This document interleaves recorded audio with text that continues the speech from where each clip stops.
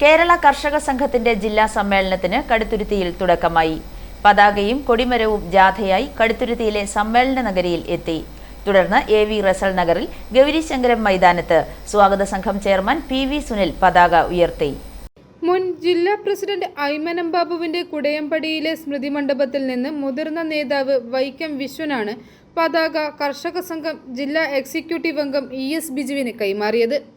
മുൻ സംസ്ഥാന president KK ജോസഫിന്റെ മുട്ടുചിറയിലുള്ള സ്മൃതി മണ്ഡപത്തിൽ നിന്ന് CPIM ജില്ലാ സെക്രട്ടേറിയറ്റ് അംഗം PK ഹരികുമാർ, കർഷക സംഘം ജില്ലാ വൈസ് പ്രസിഡന്റ് K ജയകൃഷ്ണന് കൊടിമരം കൈമാറി. ഇരു ജാഥകൾക്കും വഴിനീളെ ജനക്കൂട്ടം അഭിവാദ്യമേകി. ജാഥകൾ മുട്ടുചിറയിൽ സംഗമിച്ചാണ് പൊതുസമ്മേളന നഗറിലേക്ക് എത്തിയത്. പതാക സംഘാടക സമിതി രക്ഷാധികാരി CJ ജോസഫ് ഏറ്റുവാങ്ങി. കൊടിമരം സംഘാടക സമിതി വൈസ് ചെയർമാൻ TC വിനോദ് ഏറ്റുവാങ്ങി. കർഷക സംഘം ജില്ലാ president Joseph Philip, secretary KM Radhakrishnan എന്നിവർ പങ്കെടുത്തു. രാജ്യത്ത് കർഷകർ കടുത്ത പ്രതിസന്ധി നേരിടുന്ന ഘട്ടത്തിലാണ് ജില്ലാ സമ്മേളനം ചേരുന്നത്. കൃഷിക്കാരുടെ ഹനിക്കപ്പെടുന്ന അവകാശങ്ങൾ സംരക്ഷിക്കാനുള്ള പരിപാടികൾക്ക് സമ്മേളനം രൂപം നൽകും. i4 news, Ettumanoor.